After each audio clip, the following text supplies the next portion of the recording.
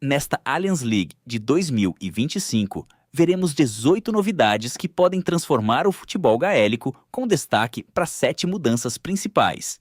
A primeira é o saque inicial. Será um salto entre 2 jogadores, com os outros 2 meio-campistas posicionados na linha lateral. Os tiros de meta agora devem ultrapassar um arco a 40 metros da baliza.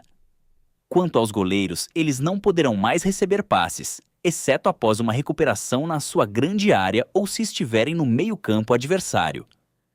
Além disso, é introduzida uma pontuação de 2 pontos para chutes realizados de fora do arco de 40 metros. Outra inovação é a estrutura de 3 contra 3, que exige manter pelo menos 3 jogadores em cada metade do campo.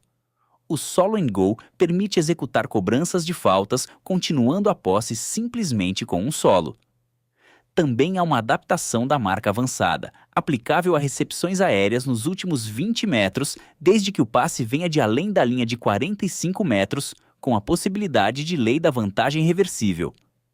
No âmbito disciplinar, as medidas contra protestos e atrasos tornam-se mais rigorosas. Faltas por atrasar o jogo ou protestar contra o árbitro podem ser penalizadas com o avanço de 50 metros na posição da cobrança.